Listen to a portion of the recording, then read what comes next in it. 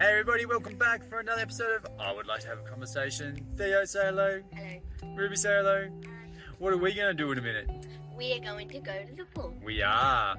And in this episode, I talked with Nik, and it was all about becoming space builders, holding space for yourself, holding space for your family, and just really finding that time to listen in and listen to your gut more than overthinking it. It was a really cool conversation, and Nik has helped me through a lot of stuff, which I thought was really cool. Now, Ruby, would you want to say anything else? Nah. Theo, would you want to say anything else? No. Do you want to say goodbye? Bye. Bye. Yeah, so the things I was going to ask you were, who are you? What have you done in your past to kind of lead to where it is now? And then what you put in Telegram was kind of cool, where it just sort of was like the reminder of like the way you said it. It was like this, when we're talking about gene keys, and everyone listening, we're going to get into it, but I just wanted to press record because we're already starting having a good conversation. I didn't want to miss any of it.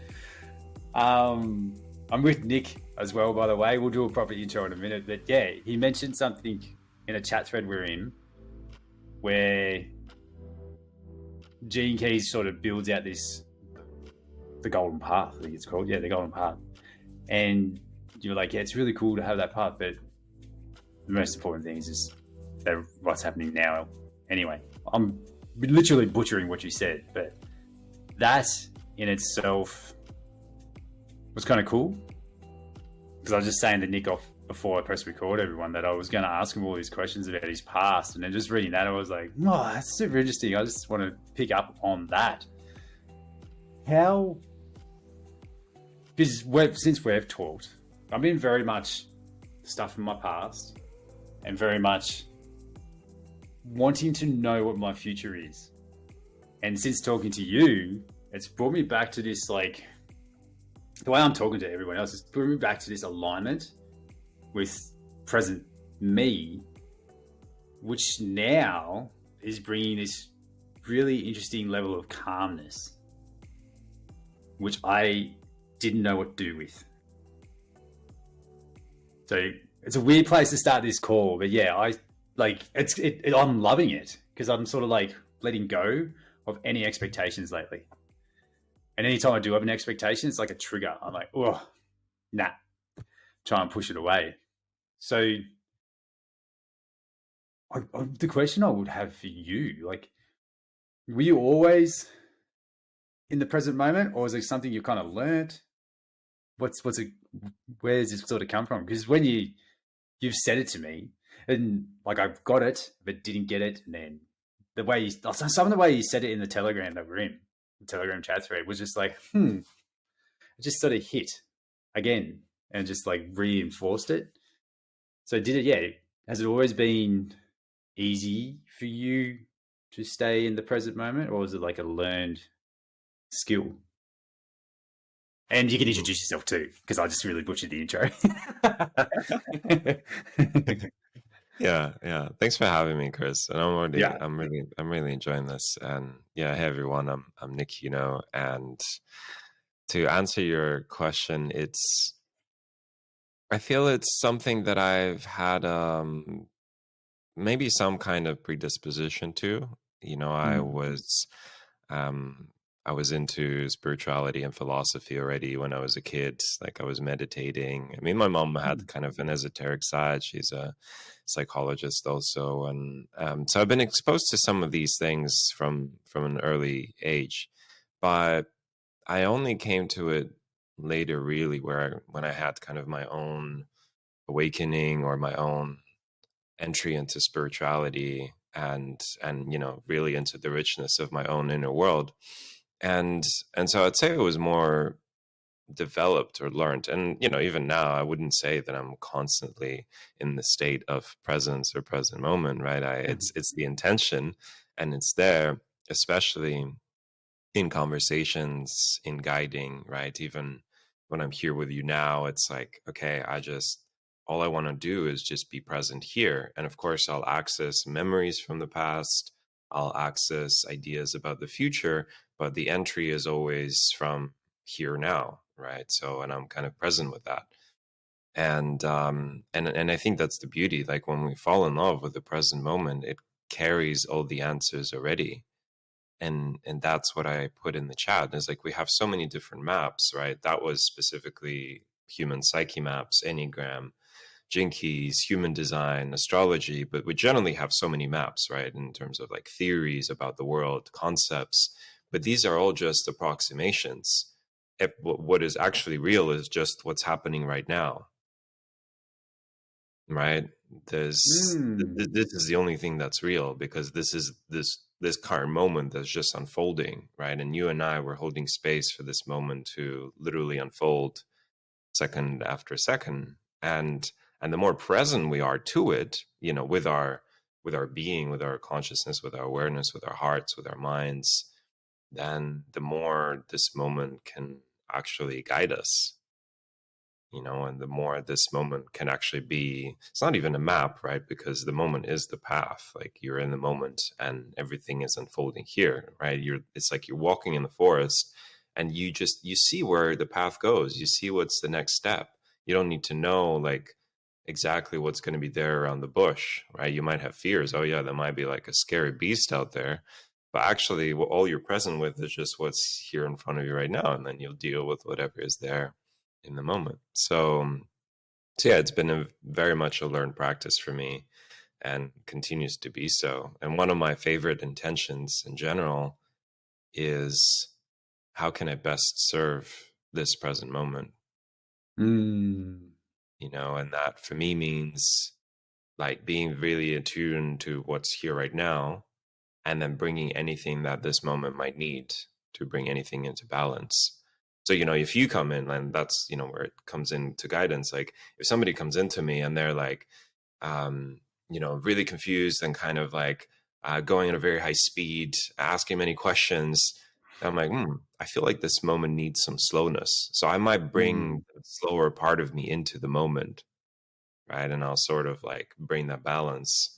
And the opposite, if I'm with someone who's like super sleepy and super drowsy and like, you know, then I might be like, okay, hey, like, you know, let's wake up. Like, what do you want to talk about? You know, and then they'll be like, I'll bring in my own fire. So the moment is everything, and everything is already here. There's something you said in that, the walking through the forest and the path part. Again, just you hitting me in those right spots. That sounds really weird. You know what I mean? I've talked about it on the podcast. I think I've mentioned it almost every episode so far. So all those 3 listeners, you got to hear it again. the 2 of us, the adventure, where like it's a T-shirt, and like it's on a T-shirt, but I didn't read it. I saw it, but I didn't take it in.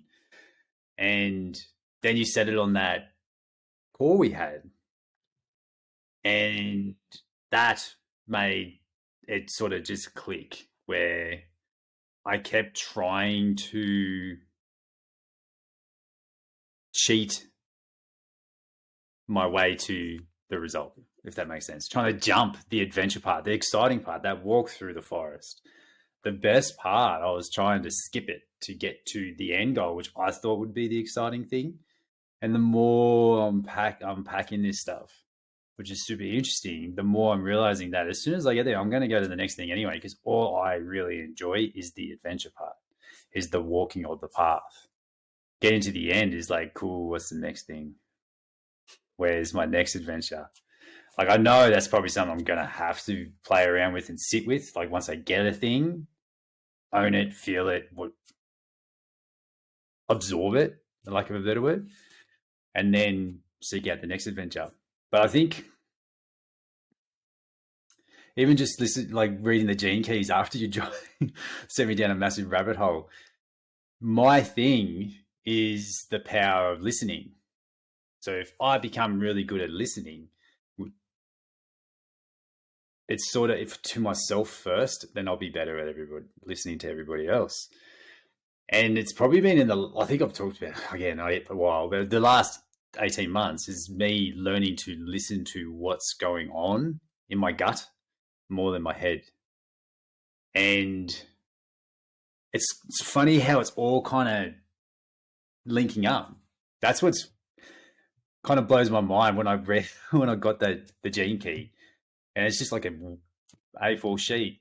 I was like, it's just hitting the same things again, which is like slow down, let go, flow versus force, and what does it look like if it was fun? These things keep popping up, and I would say now, thank you for like planting the seed and also pouring water on it, fertilizer, and helping it grow to get it to like this level that it is now, and to bring that calmness, which is super interesting. And people will probably listen to this and probably be like, what is calmness? And you said it's like that presence. This is the way I see it. It's being present in the moment, when I was very much trying to be an escapee of whatever was going on. And now I can see when I want to escape something, there's like an uncomfortableness I'm trying to get away from. And that means, typically for me, that I need to sit in it and figure it out, because that's what my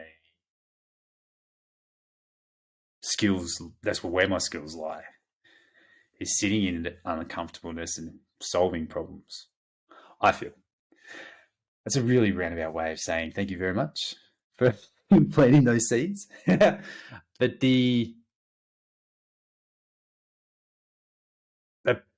I think when I talk, like I was talking to her dad this morning, and we were working through his stuff, and something come up about being like this undertone of just being scared of boredom, which was super interesting. And I kind of see it. I see it myself, what I was doing a lot of. And I saw it in the way I was parenting Theo, where I was trying to plug the gap and stop the boredom, which now thinking about blocks that creative feel. I was interested to see what you think. Like, I feel like boredom's a gateway to a degree to presence and understanding and awareness of what's going on with you.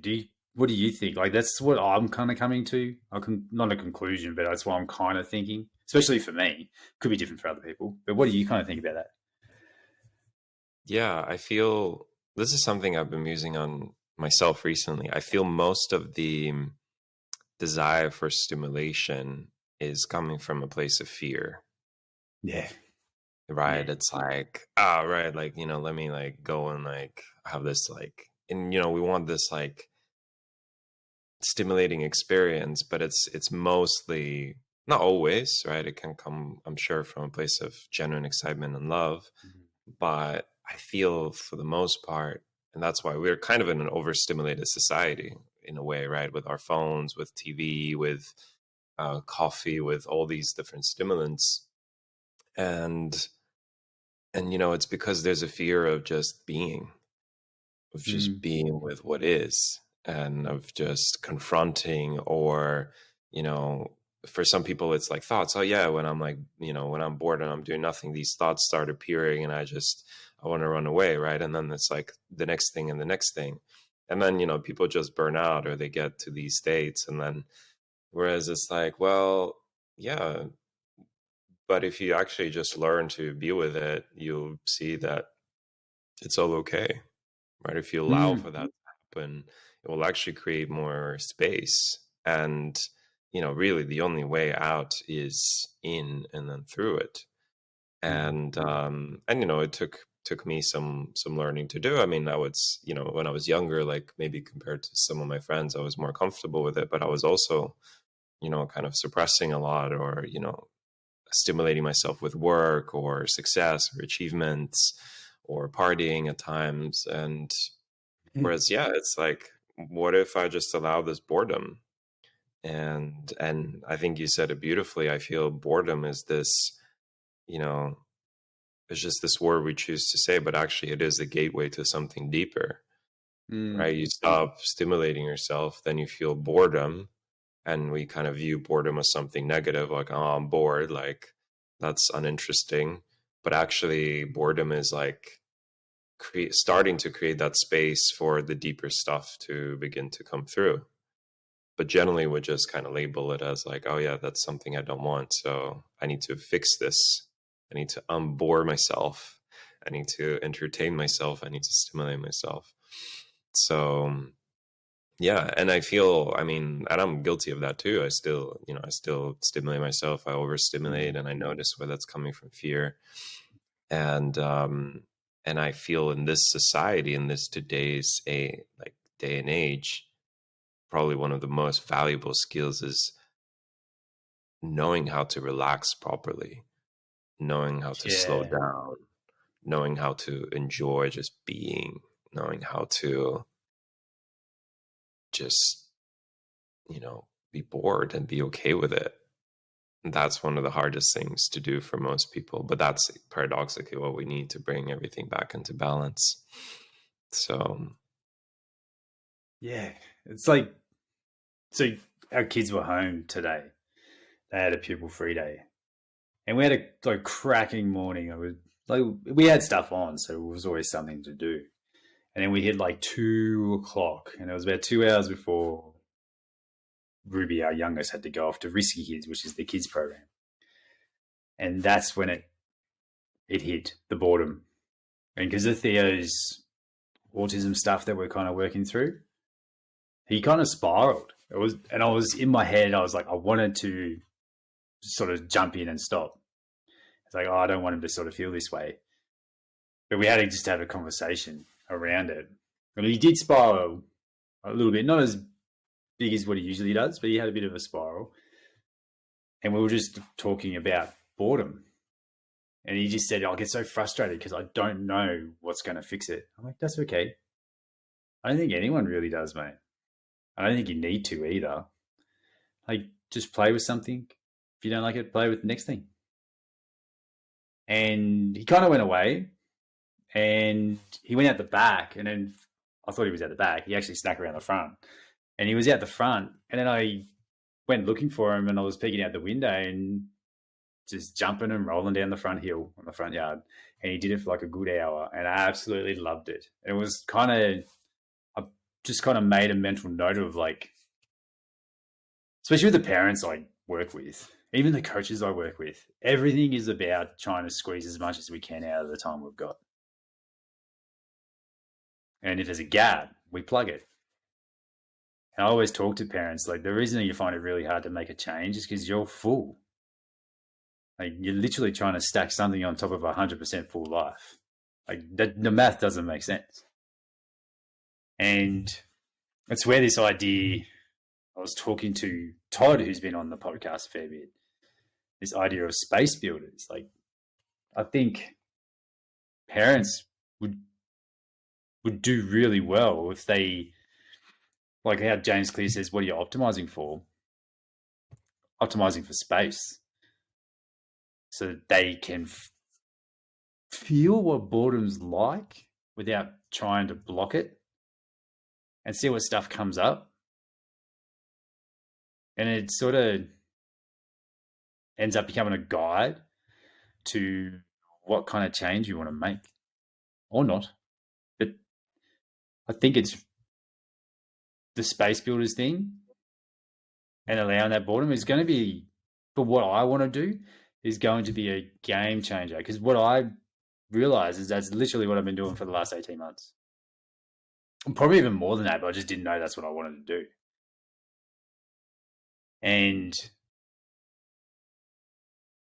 allowing that space to come into their life so they can be more present with their kids. So they can put that extra space wherever they need it, with their partner as well, with their tribe, external tribe, outside of their family, all that kind of stuff. It's kind of just a bit of a rambling for me, but I think, like what you were saying, to have the awareness and that the presence and all that kind of stuff. I feel like boredom is the first domino, so to speak. Well, the first domino would probably be creating enough space to have boredom, because most people don't. And this happened to me this week. So the idea of creating this community for parents come to me. I was like, where do I put the community? And I was like, okay, well, I set on the community. And then I started force to set things up and push, and get things right. And I started getting frustrated. And it was you, like the stuff you've sort of taught me, what we've worked through, where it's led me to read things. I started to realize, like, as soon as frustration kicks in, I'm doing something that I shouldn't be doing, or I'm forcing way too hard. And it was yesterday. And I was just like, it was kind of like that meme of like throwing the papers over your shoulder and just walking off. I kind of pretty much did that. It's like, I'm done with it all. I wasn't really done with it all, but like, I'm done with it today. I'm just not doing anything. Going to go away, go for a walk, and reset, and find that space again to sort of work through it. And I was like, I was just trying to do too much for what it needed to be, if that makes sense. Again, rambling, but I'm curious on your thoughts on that, in the sense of like watching it play out with Theo. And I was like, we're so conditioned now as adults, we're forgotten. And even kids, like I've conditioned Theo a little bit that we would plug him with something to fix his boredom. And now I'm like, your regulation tools are the creative stuff. So I need him to find boredom so he leans to creativity. Anyway, I'm rambling, but what's your thoughts around that? A bit of a random question. Yeah. I love it. There's so many things that come up for me here. And, roughly, I would say that I feel a parent who might be there with their kids for 10 hours, but they're kind of lost in their thoughts and they're thinking about something else, is less powerful, and we can define powerful or whatever, or less kind of useful or helpful to the kid than a parent who's just there for 5 minutes, but be present. Because I feel it's not even the quantity so much of our time, but the quality, right? Like, and of course both matter, right? So like, but the more time we spend with kids, that's also important. But really the essence is the quality of it. If we're just kind of, again, thinking about our work or the past or our own life or something else, that we're not really present with them or what they're going through, and they want space, right? And that's probably the biggest gift we can give to someone else, is our presence, right? Whether it's with our children or with our clients or people we're having conversation with, like, that's what people really crave. They crave to be seen. They crave to be recognized. They crave to be heard. They crave to be loved. And sometimes even like when I walk by someone who's on the street and begging for money, like, yeah, I might give them money, but I'll just spend a moment being present with them. It might be even just as simple as looking them in the eyes and saying hello. And in that act, it's kind of like, hey, I see you, I recognize you. And so I feel this is powerful. And presence and space for me are directly related, right? Like the more space we create, usually the more presence we can access. But the real skill, I feel, is how can you be incredibly present even when there's little space? Yeah. Right? Like, you have like your schedule, which is like 50-minute increments, one thing, another call, then you're this person. How can you be present with every single thing? And when you're in the moment doing it, you're just there. And at the same time, because, and I've had that in my experience, like even when I have a lot of space, that might not necessarily mean I'm present, right? I might still be drifting away into daydreaming or imagining things, and that's fine too. But, I guess that is to say that space doesn't always create that presence. Like presence is still like this kind of almost like a quality or a skill to cultivate. And I love what you said about the frustration of like when you're noticing that if you're feeling frustrated, then that means you're forcing things. And I I resonate with that completely. It was coming up for me too. And I feel that, when I feel frustration, what comes up for me is I'm not surrendering enough. Hmm. And, there's something here that is asking me to surrender, and I'm not surrendering enough. Usually because there's fear, right? So again, underlying the frustration is just more on the surface, right? There's something deeper there. So, I'll give you an example. Like recently, Kiara and I, so we're nomadic. So we travel and we stay in places for months, and and this place is coming to an end at the end of the month, and we're still looking for the next place. And like there's nothing that really felt right. Like some places in nature felt like a little bit too far away, and we need to rent a car. We don't like being in the city in the summer is maybe too hot. So there's definitely something happening internally there when we're making decision. But I'm noticing there was frustration coming up in terms of like, okay, well, where is that place going to be? And then I noticed that, well, maybe I just need to surrender to not knowing. Like, No. I will always figure something out. There's always going to be a place. If I look back, every time I stressed about where I'm going, there was always a place that I ended up in. Okay, maybe it wasn't always 100% exactly what I wanted, but it was fine. It was okay. And so I kind of met that fear of like not knowing, or the uncertainty, or I have the incubator, and how am I going to hold space if like I don't have my house sorted and everything. Now I'm like, sort itself out. Like, okay, if I can go to a co-working space to do the calls. I can like I can rent an Airbnb for extra 2 weeks while we figure out where we go next. Like, it's fine. And so surrendering to just the moment and not knowing is what I feel it's asking me when I'm feeling frustration. And the frustration is just coming from fear and wanting to force something and wanting to fix something, or like control reality. Whereas it's like, how can I just recognize how reality is and just be with it? Yeah. And that's same with me. Like what you said resonated as well. Because like journaling the frustration that come up. It's like, why am I frustrated? And then they come up that scared. Because I mentioned before that I built the Busy Dad Squad to something that I didn't actually want to do anymore. And I'm also got this fear of like, I'll probably build this 100, which is what I want to build for the parents. These 100 parents where I can become space builders. Will I build something that I maybe won't want to do after a while? And that was the thing. I was like, I had this huge expectation of like looking ahead at the finish line. Maybe not even the finish line, but just looking ahead too far.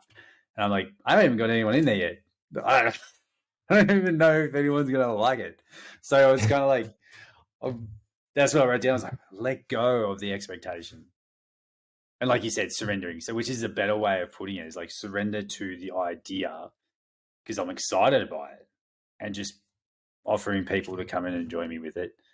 And if it gets to a space where, okay, I need to move on to something else because I need to build something, I can have things in place where that thing I create can keep going. And funnily enough, I journaled that and then went through the gene keys, and that is literally one of my keys, is like to create something and pass it on to someone else to keep it running. I was like, huh. So having that connection afterwards was like, not like permission, but it kind of like, that does kind of make sense. And then it'll be my ego that will stuff that up. And that's what happened with the dads. It was my ego that burned it down, because the dads got a lot out of it when I talked to them. Even the ones that come back into the new thing I'm doing, they're like, we loved what you did. I don't know why you think you did anything wrong to us. And I was like, I just felt like I got you results, but you guys were still busy. Like, it didn't change anything. It's like, yeah, but we came for the results. We literally got what you wanted to give, like we wanted. You served us. And it was just an interesting conversation. It was my ego, so to speak, that I wanted more for them, which was them trying to force them where I wanted them to be, not where they wanted to be, which is super interesting. Looking back and over those kind of things, which I was talking to a lady locally, Bronnie, she's a yogi, and we ran into each other at soccer because I play soccer with her husband, and we were literally just talking before I ran on the field, and she's like, "I'm loving your podcast. It's so cool." And creating space is literally what everyone needs to do. Everyone needs to do it. And I like how you said, like, it's not about having to create a life where you got oodles amounts of hours of space and absorb sun rays. It's like the 5-minute focus, which is what I used when I became a parent. Like everything just became 5 minutes. It was like, what is my 5-minute thing? When I was really struggling with my mental health after becoming a parent, and I knew I had to be there for the kids, I was like, 5 minutes. If I can give 5 minutes, I'm still showing up. And was this whole thing about creating proof that I'm showing up as what I needed to be, which is a whole thing I picked up after getting past alcoholism. Like, create proof that you are the person that you want to be and moving forward. And I think, I think that would take a lot of pressure off anyone who's listening, whether you're a parent or not. Like, everyone's life is full. It's just full with other stuff. But you don't have to create these oodles amounts of space. Awesome if you do. It's like good goal line. But that just 5 minutes of like getting that space to be uber present with whoever it is, I think that's pretty powerful to for people to hear. Like 5 minutes every day after a year is enormous. 5 minutes today will feel small and easy, which is the point. But do that every day for a year, you're going to be a totally different person, which is kind of cool, I think.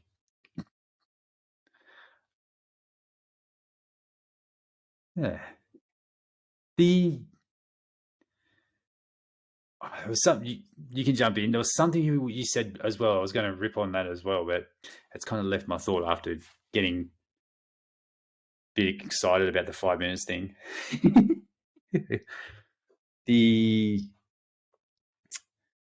Where was I going with it? Anyway, quick pivot.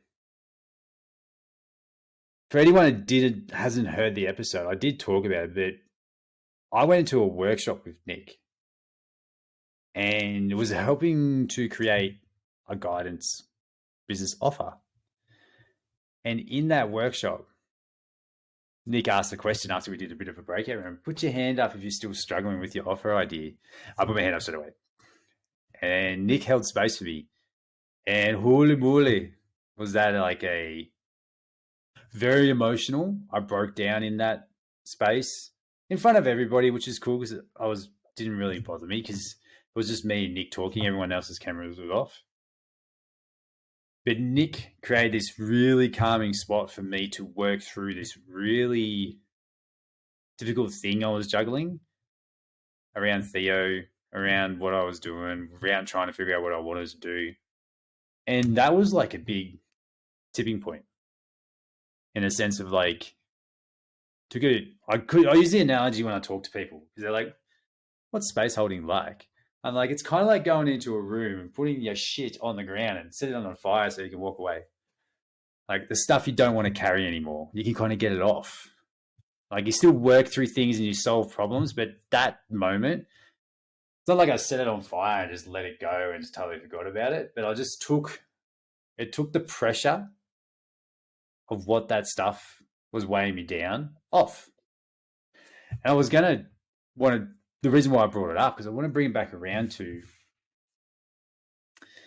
a post you did on Twitter. Coaches help coaches coach. Like it was hilarious. You can say it verbatim because it was so funny because it was literally I was like reading it like, that's me. And guide's guide. And there's a lot of people I talk to are like, what is space holding? What is guidance? And they're kind of like in a nervous kind of way. If you could describe it, how do you describe it? because I think that'd be really cool for people here. Yeah, That was a very roundabout way of getting to it. I love it. No, it's we're adventuring here, right? So Yeah. it's yeah, I mean, with coaching, roughly, like coaching tends to stay on the surface, and Yeah. guidance is about going deeper, right? And I'm really taking like a more black and white statement here, and of course there's something in between, right? Like there's also coaches that really hold powerful space and they call themselves coaches, but I'm almost kind of consciously choosing to use new language or different terminology, because what I've noticed with myself and some other coaches there, that it's like, that's not really coaching, that's guidance, that's something else, right? Like compared to a lot of the coaching out there, which is like, here's the step-by-step program and the Yeah. framework and this, and I'm going to ask you these questions, and it's very tactical, very. And so when I give that statement of, I won't recall it, of course, like I just kind of quote it randomly, but like coaches coach coaches how to coach, coaching to coaches so that they can coach coaches on how to coach coaching, and so on and so So forth. good. And the reason that happens is because it's always on the surface, right? Yeah. So one coach will be like, hey, I'll teach you how to create a 5K funnel so that you can create your high ticket clients, and then you pay that guy 5K, and then they teach you a funnel, and then you do the same, and then it just ends up. And so it's not even coaching in the sense that it's more like solution giving or even consulting or even selling. But coaching, at least originally, was more about, it was more about performance, but it was taking tools from psychotherapy, and it was more about the inner world. And guidance is, well, guides guide. Like, you as a guide, you guide someone towards their depth, and that's where the answer is, right? It's not about kind of forcing a solution on them or a framework so that they can just take it and then sell it to someone else. And then this kind of never ending circle. It's no, they guide towards that depth, and then you access the wisdom that's in you. And then, of course, like, when you access that wisdom, you can then offer that guidance or that space holding to others.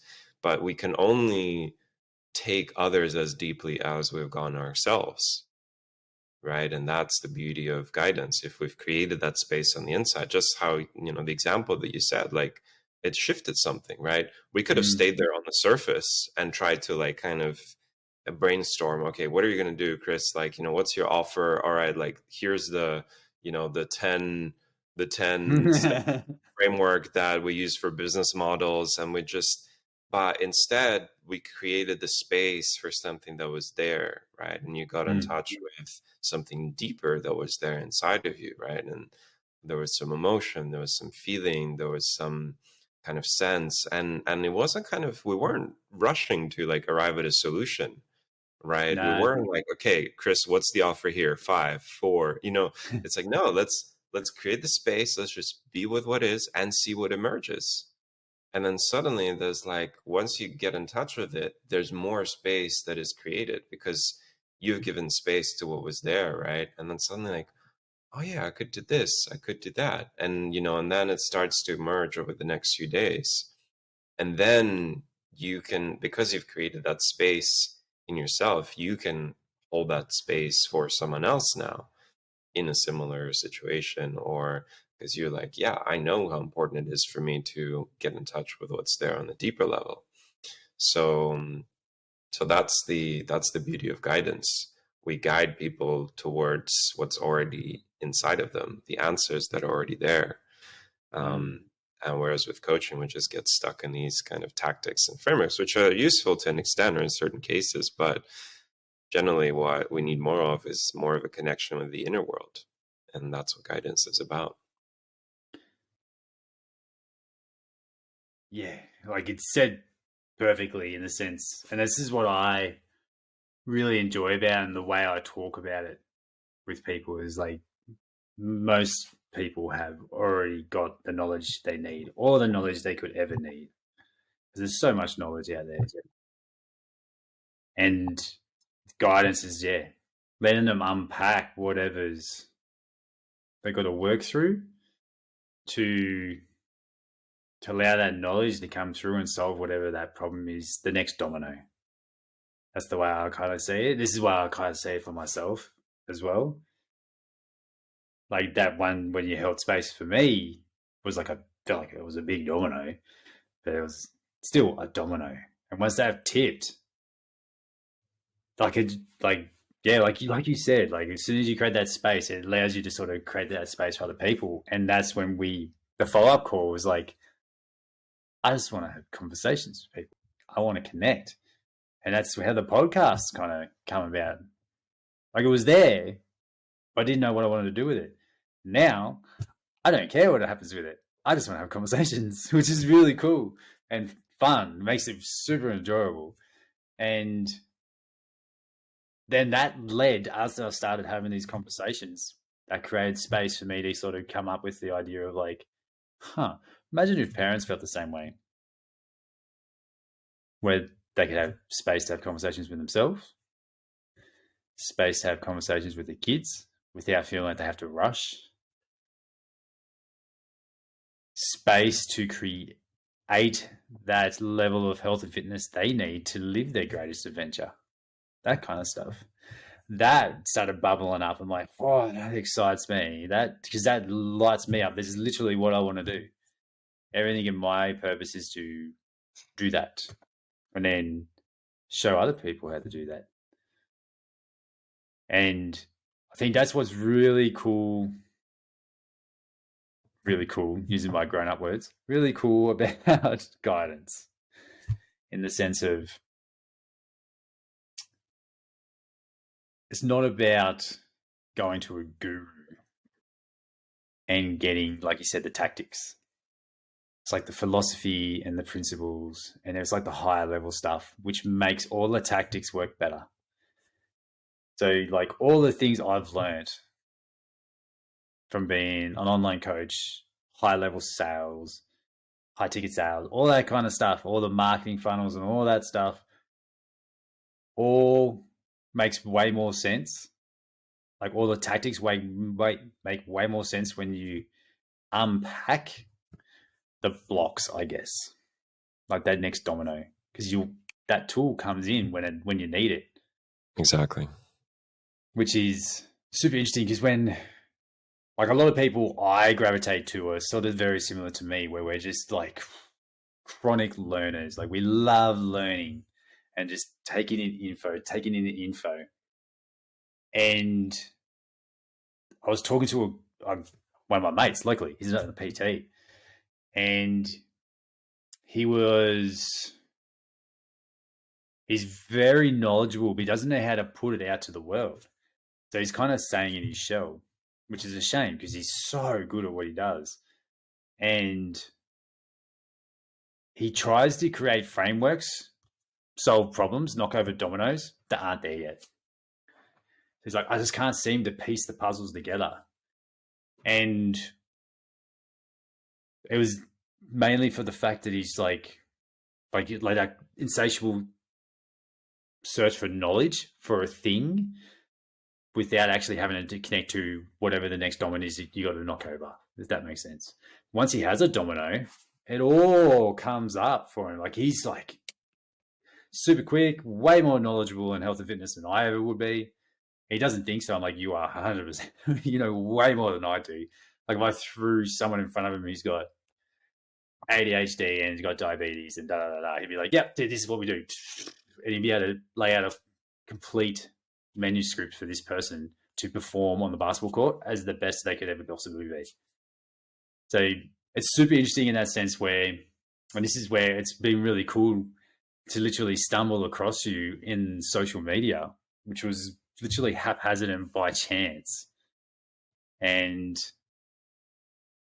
having like learning guidance from you and the way you do it, just sort of slotting in to what I had, but I knew something was missing and I kept searching for that thing. And I thought it was another tactic.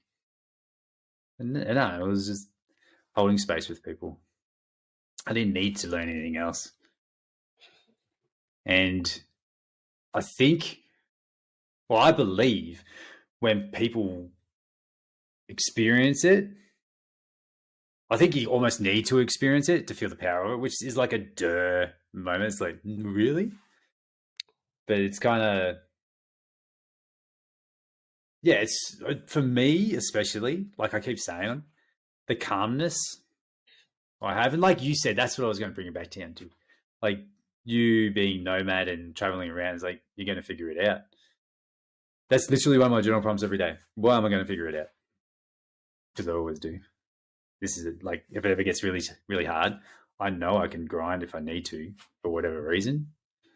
And now I know that I just need to get back to whatever that balance is to make sure I can maintain whatever I do. But yeah, that ability to be present, let go, surrender, and say, I'll figure it out. It's going to be all right. It's a very powerful phrase, I feel. And I feel it would scare a lot of people. What do you think? Like that, even just saying that, it could be very scary for people to say it. Do you kind of agree with that? Yeah, it can be. I mean, there's generally like uncertainty or mystery is scary for people, whereas actually, I mean, uncertainty and mystery are kind of the same thing. It's just two different words. And uncertainty feels scary, and mystery is like, it's kind of enticing. It's like mystery carries so many gifts, right? Like we don't know what's going to happen, and there could be so many things that could happen. And yeah, and even I was talking to my dad, and he's like, yeah, you should do a course on like how to deal with uncertainty. And I'm like, yeah, well, uncertainty is kind of the reality of life. Like nothing is certain. I mean, we cannot really predict the future. Like that's what the humans have been trying to do. But but you can be here with the moment, and you can intuit into what's unfolding, right? And you can kind of sense where it's heading, or where the energy is going, where like your curiosity is taking you, and that's all you need, right? And that once you access that, then you access that calmness, you access that trust. And it takes time, and I feel for many people is and that's why that's also the power of spirituality or faith in general, is like surrendering to a greater will, whatever it may be for people, right? God, nature, consciousness, universe, spirit, or even just life force, or Yeah. there's like there's not that much that really depends on me. Probably my most important task is just to listen how life is unfolding and where it's inviting me to go or what to do, and then just surrender into that, and then go in that way, right? Rather than try to force, like, okay, come up with a mental model, like the world needs to be this way, my life needs to be this way, and I'm going to force the universe into it. It's like, it doesn't quite work like that. That's why like people get anxiety and frustration, and and I was there too. Whereas how can I just be really present with what's here and then follow that? So yeah, it can be scary, but that's the beauty of life. And I just wanted to touch on being an endless learner, and something that I resonate with. I love studying, I love reading, and at some point it just hit me. It was especially when I was going through studying Zen Buddhism at the time, that actually maybe what we need to do is unlearn and let go, rather than create new concepts, right? Because there's this like Western mind that's always like the new thing, the new framework, the new book, the new tool, and then it's like plastering, and then it's like this kind of house of cards, right? And it's or just this mesh up that's really messy. And then actually, maybe to really see reality as it is, we need to do the opposite. We kind of need to unlearn. So like remove those layers, right? Kind of like the onion. And then, the reality is there really at the core of it, at the center of it, to just see, like, how can I see this moment for what it is without using any concepts, right? Without using any kind of theories, just be fully present with the raw experience. And that's again, that's the power of guidance. And we can still use all the knowledge that we have kind of there in the back end. Like when I'm working with someone, I'm fully present with the person, and I'm just trusting what's unfolding here. And then there might be some processing kind of there in terms of like, I might bring in a map when it's useful. I might bring in like a specific framework, but I'll only leave it till the end, right? So like roughly 80% is guidance or focusing on presence, and only 20% is more kind of coaching like approach of like, all right, well, let's just bring it all together and just brainstorm on the next steps. Like, how do you feel about your next steps given everything we covered today? And I might share some perspectives. And but again, it's only like, as you said, like the right tool comes in at the right time, right? It's not kind of like, oh, I see this client and they're suffering with this problem. I remember I had a client that had this problem, therefore I need to give them this framework. Like, no, if you kind of work on that assumption, you might miss what they're actually struggling with, or kind of the deeper layer of it. So creating that presence, using the knowledge kind of more in the back end, and only sharing it when, again, in the moment it comes through as something that is needed and the moment needs.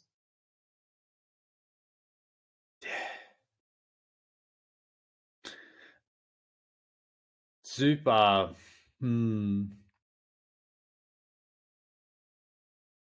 It brought me, what you said sort of brought me to the call I had with this dad, where he's struggling to fit stuff in, like to get proof that he's this person he wants to be, but all he keeps seeing is all the stuff that shows him that he's not. And yeah, like we said, like just working through, I was just listening to him talk, and it was just that undertone, and then he kind of said, yeah, I'm just really scared of being bored.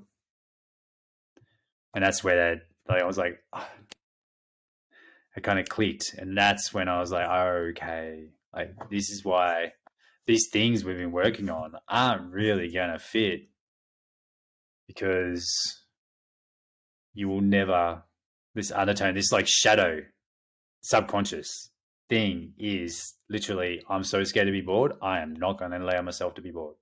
I'm not going to allow myself to have space. I'm going to be go throughout the whole day. It will never fit anything in. And he sort of had that moment too when he said it. He just sort of looked up at the roof and he's like, but that's probably why I'm really busy all the time. I'm like, could be. But it was like, yeah, that kind of, like pretty much what you said, that just brought me back to it, where it was like, yeah, that moment of clarity for him, where the circumstances have got him to where he is now. He now gets to choose, when before he didn't have a choice, which I think is really cool about guidance. It gets you to that spot where it gives you a decision to choose the next best step. Frozen. What is the next best step? And it's cool. It's okay if you don't want to make that change on that thing. There could be other stuff. But it's also, I must say to the dads, it's okay if you don't want to change anything.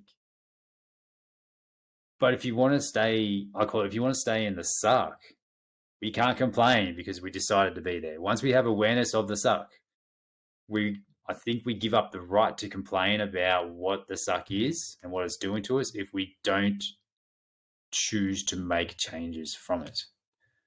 I think that could be a bit bullish, like it's kind of like, yeah, you don't get to complain about it anymore. But that's helped me a lot when I put that framework in mind, where, okay, now I've got awareness. I know my behaviors that cause the frustration and stuff, like force, seeking the tour, the complete roadmap to this place I never actually want to be at. And then all those things, now I'm like, okay, I know now. So I can choose to go on either one, but I have no right to complain if I end up in some lost land over here when I actually wanted to go over that one over there. I don't think, do you believe in that as well? Where it's like, once you get that clarity and awareness through a guidance space session and the awareness is there, and then there's like that fork in the road. It's like, you can keep going that way, or you can take your next best step this way. But now you got the choice. If you go the same path, you kind of give up your right to complain about it because you know now. Do you believe that? Or is that kind of like, a bit much? It's kind of hard to know. Yeah. Yeah. I mean, I feel whatever choice you make, you give up your right to complain, right? Like whether you decide to stay there or whether you decide to make change. And I mean, people have the right to complain, right? But then it's like, but what do you get out of it, right? That's that's the awareness that's needed.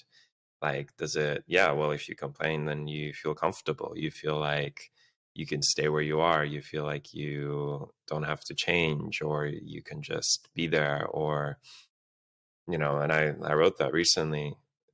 Some people complain and some people take responsibility. You cannot do both at the same time, right? Like, yeah, I'm here because I chose to be here. Like, all my decisions led me here to where I am. And taking radical responsibility for our life is what gives us the greatest freedom. So, but ultimately it is our choice 100%. Like, as you say, like once we get that awareness, we're at that fork in the road, and then we can choose, like, okay, which path do we go down?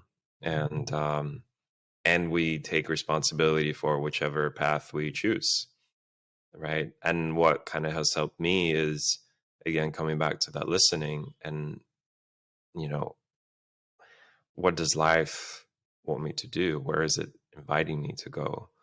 Because the image that I often have is like life is kind of almost like this river that's that's flowing, and I'm just a little swimmer in it. And if I listen, I can really notice where it's flowing, and I can swim in that direction. Instead, of course, I can also try to swim against the current, right? But that's going to be hard. I'm just going to burn out, and I'm going to be frustrated, and I'm going to be anxious. I'm getting nowhere, right?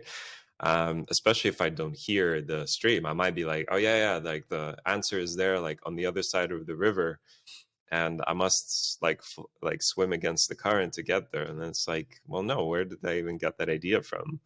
Whereas if I listen, like, okay, where's the water actually flowing? Okay, this direction. Let me just flow in it. And we all know that, right? Like the flow states that we access is when we merge with that life force that's really just going through. So I'd love to know, Chris, for you also, like you mentioned that you've been working on, listening to yourself, and that's something that's been coming through. I'd be curious to know, how do you know when you're truly listening to yourself? It's good because I've been so used to listening to my head more than my gut. And I'm an overthinker. Catastrophic thinking. As someone, as a phrase used, like I can turn any thought into the biggest explosion in my brain ever. So I've found that writing it's probably the same for nearly everybody, but writing is where I tend to get my true voice, random jumbles, and I just let it rip. And that's where I feel that is my true self coming out. And just free writing it, like that one post you did, which is literally just a constant stream of just words. And that was amazing. That was like a roller coaster, that run. Just doing that. And it's funny because I move away from it and I start getting out of my funk and I start getting out of my alignment. And I'm like, what am I stop doing?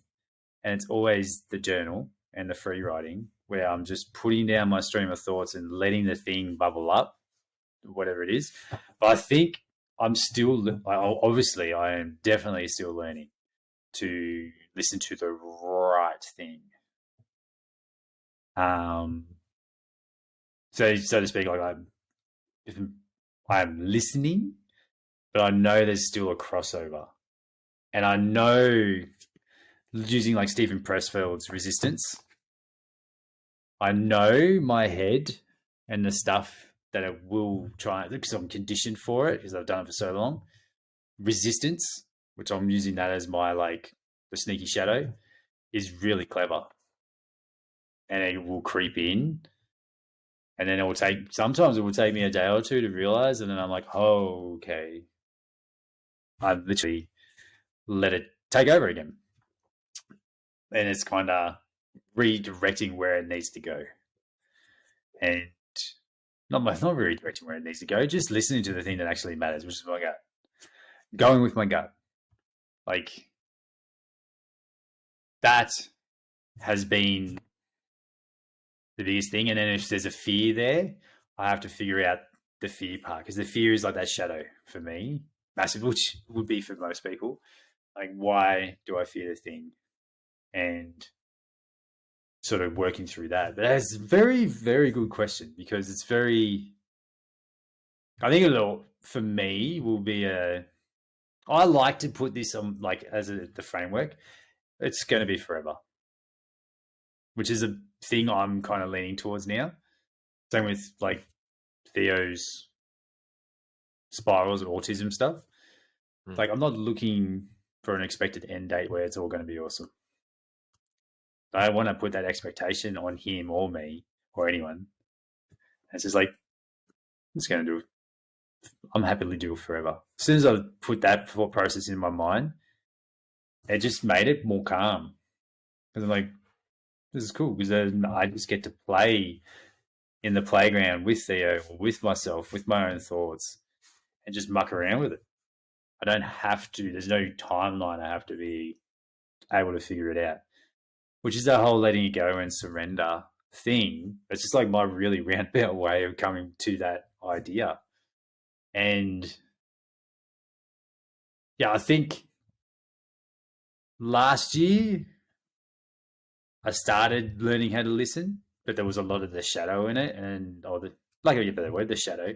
And then this year it's like more of the guts coming through, more of the my core, like of a better word, is coming through, and I'm following my gut instincts more. And it's tending to lead me to very good conversations with yourself, for one. That was a gut response to jump the workshop, all those things. Even asking you to come on this podcast was like a big breath, and I was like, I'm about to ask Nik to come on the podcast, and I'll just message you. So yeah, I know I was just I just went off on very big tangents, but it's a really good question. I would want to throw it back to you. Like, what is how do you listen? How do you feel like you are with it? I did watch a very cool video of you and your partner doing like just sitting and listening and then journaling. That was very cool. So I did see that. That was very nice. Is that one of the big tools? Like, is that the kind of the process, or what do you kind of do? It'd be very interesting. Yeah.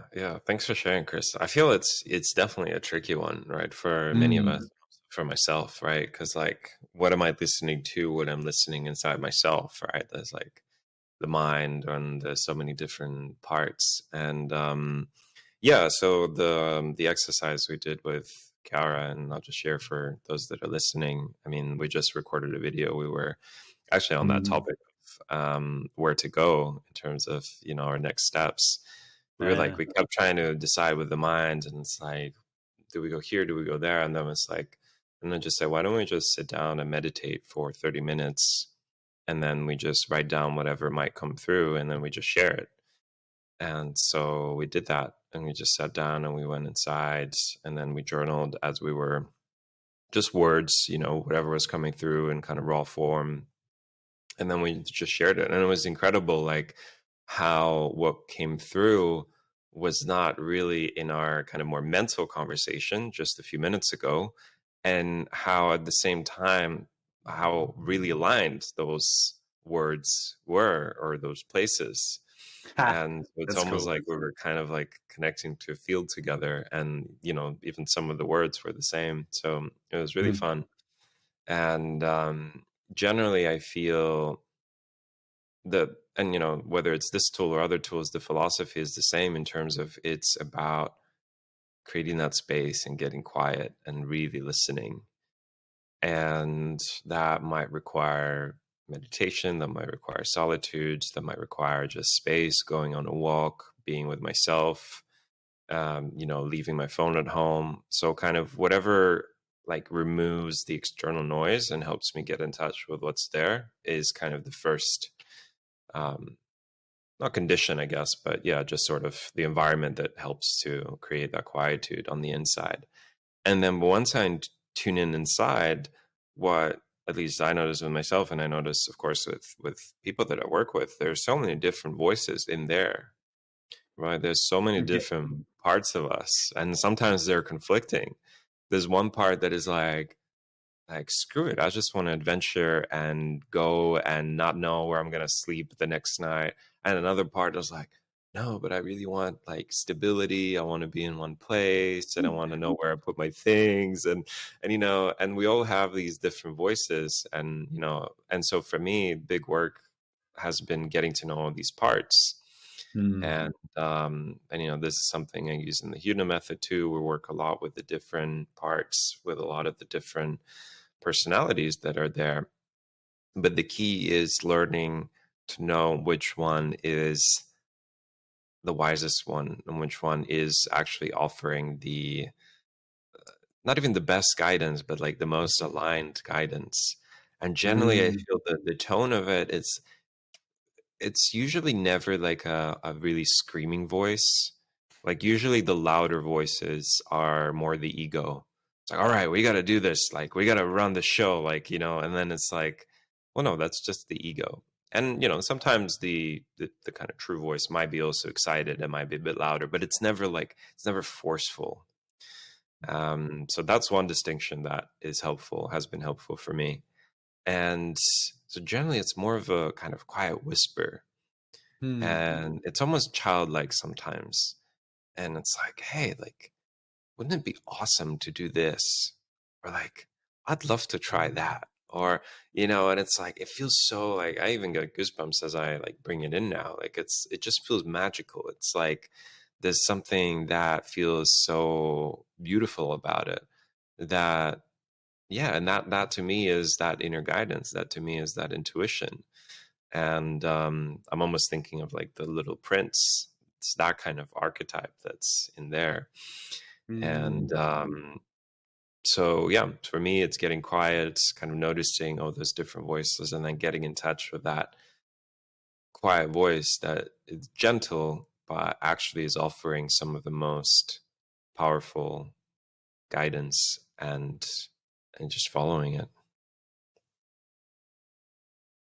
It's pretty cool. And I think there'd be like, I sort of think there'd be two, not two types of people. There'd be people who would be listening to this and it'd be like very, well, in a nice way, like dismissive of the idea of what we're talking about. And I know there's going to be mates of mine who are listening to this who are literally going to be like, where is Chris? Like, what is he doing? I think that's okay. Like, if you listen to this and you get like a bit of like I lean into that uncomfortable thing.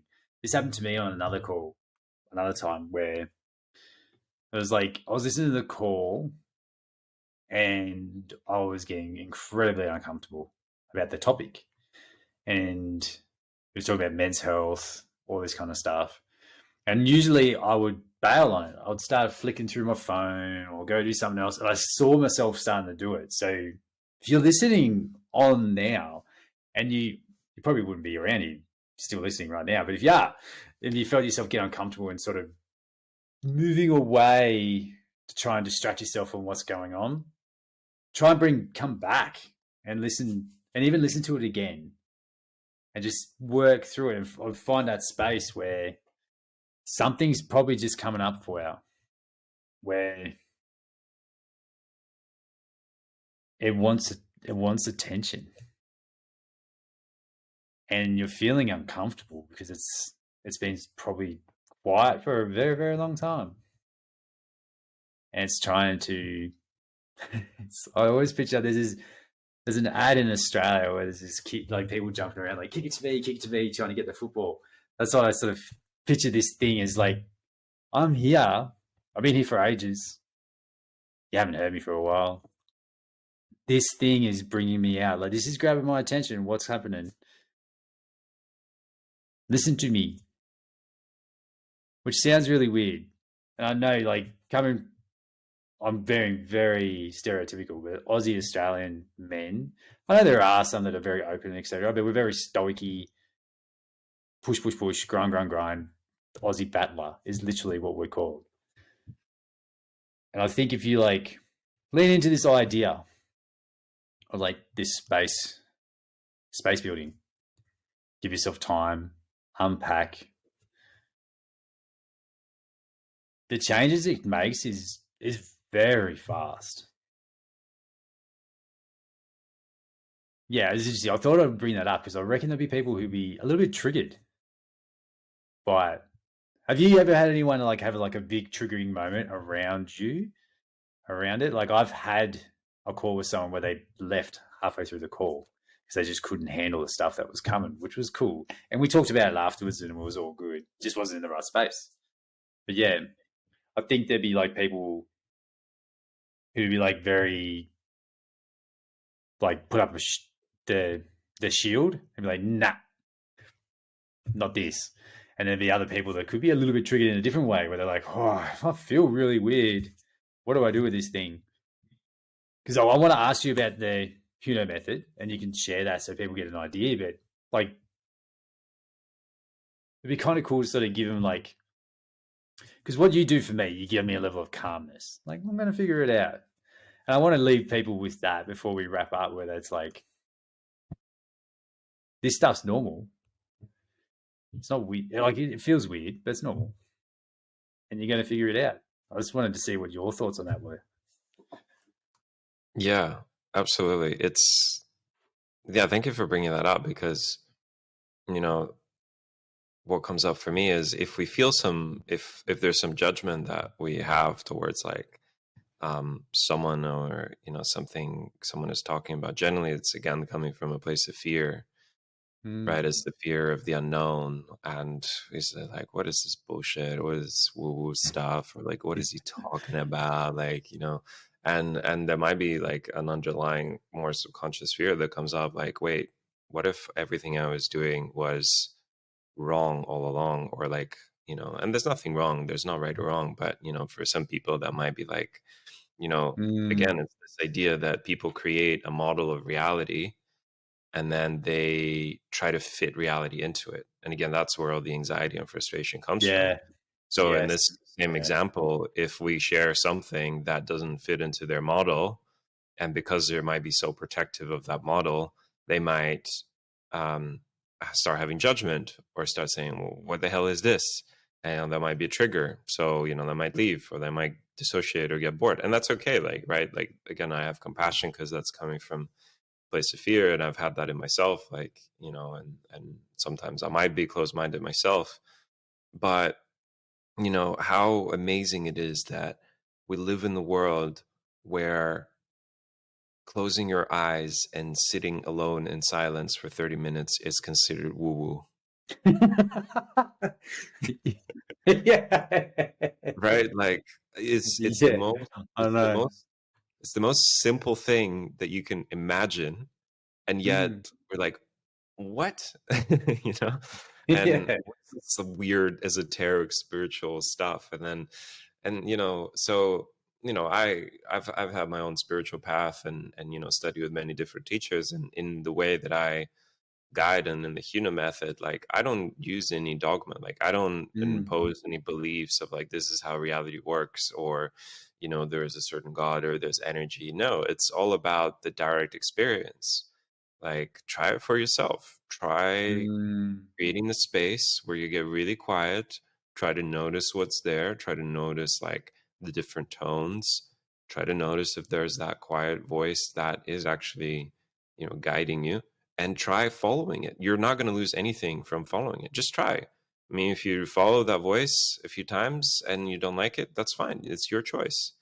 But pretty much in all the cases, it's always like, wow, yeah, it led me exactly to where I needed to be, right? And it led me to that alignment. I needed to make that decision, and it might have not been what I thought it would be, right, with my logical mind, but so yeah, that's what I'd say. And the Huno method is really something I developed over hundreds and thousands of hours of guiding people and studying with different teachers myself. I took inspiration from various fields of coaching, psychotherapy, also spiritual schools, facilitation, creativity.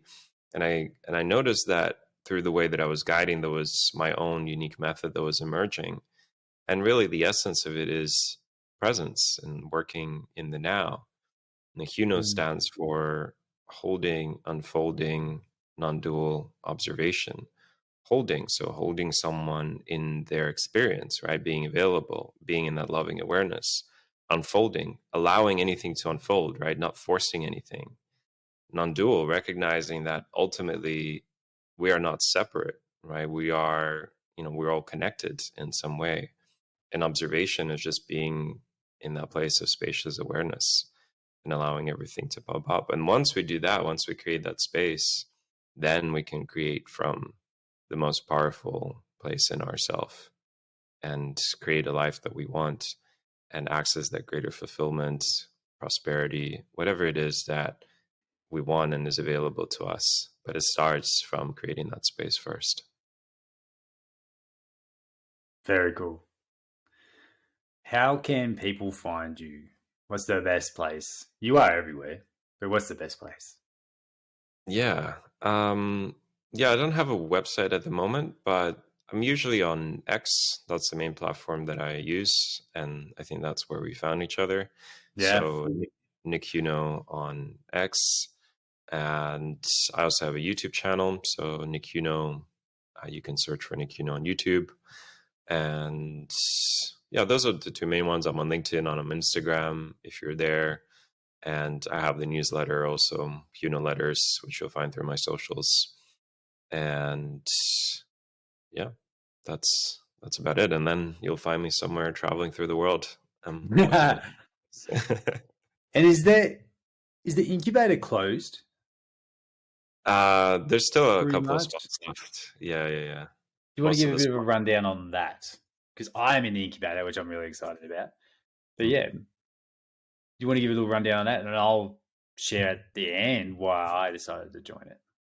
Yeah, absolutely. Yeah, so the Guidance Business Incubator is a 7-week program that's starting on June 1st. So just in a few days. I think we're about 8 days away Yeah, from it's it. not far. It's called the incubator because it's literally a space for you to birth or to create your own business around guidance. So for anyone listening, if you're curious about guiding people on a deeper level, if you're curious about helping people access their inner world to be more connected with themselves, and you're kind of not really resonating with the more traditional coaching stuff or the paths out there, this is for you. And in there, the approach that I take is we're balancing the inner work and the outer work. So there's a lot of inner work in terms of we'll be holding space for each other. I'll be sharing about the Huno methods. You'll be learning about the art of guidance from consciousness coaches, guides. There's a few masterclass guests like Danny Miranda, Brian Mayerhofer. And then we'll also be doing the external work of, creating that unique offer that's aligned with your zone of genius, building your powerful transpersonal brand that, allows you to magnetize and find clients, and also creating your aligned clients from a place of authenticity. I find more and more that this kind of work, it needs a different approach to marketing and sales. It's not just this kind of pushy DMing and forcing, but it's more about how to attract, how to create powerful invitations, and how to just, create clients through speaking your truth. So yeah, we've got a really wonderful group coming together, and most places are taken now, and there are a couple of spots left. So if it resonates, welcome to join us. Yeah. And I would say for me, everything that Nik said is like a big reason I want to be in there. But for me, it's the space. Being in the space with you and all the other people that have joined in is a big reason why I wanted to put myself in there. And it's a big reason why a lot of this stuff is happening. Like, for a long time, I removed myself from spaces and shut off connection because I needed to sort of listen to whatever I needed to listen to. And now it's all about putting myself in places and spaces where really cool people hang out, and I can learn stuff. They might be able to learn from me, but we're just all working together towards a greater good, which sounds wanky, but it's true. Like, it is literally a greater good. And everyone that's in this space, in this incubator, we've all caught up because we've all been in workshops together. We've all caught up one-on-one, and everyone's super passionate about the thing that they want to do, which is really cool to be around. So I think definitely worth checking out if you're a coach or someone who just wants to get into a guidance kind of thing. Coaching, guidance, it's very cool. Like, especially for my world, helping coaches coach. Guidance is like a good piece of the puzzle. It's a good notch on that tool belt where you can create really, really meaningful transformations and really deep connections where, if you want to put something out there like this, it's like sticky. They want to stay around you because of the way you make them feel, which I think is really cool. Yeah, this is pretty cool. This has been awesome. Thank you. Is there anything else you want to leave off with? Anything you want to share with anyone as we sign off? No, just big gratitude to you, Chris, and thank you for inviting me onto your podcast and for this conversation. And yeah, I'm really also really grateful that you chose to follow your gut and your intuition and join that workshop. And yeah, ever since we had the first call, I've enjoyed getting to know you and also witnessing the unfolding in your own adventure. And I'm excited to see more of it. And I'm excited to journey with you in the incubator. Yeah, it's going to be pretty cool. Thank you. Thanks everyone for listening. All the links are going to be in the show notes, and we'll see you next time. Bye. See ya.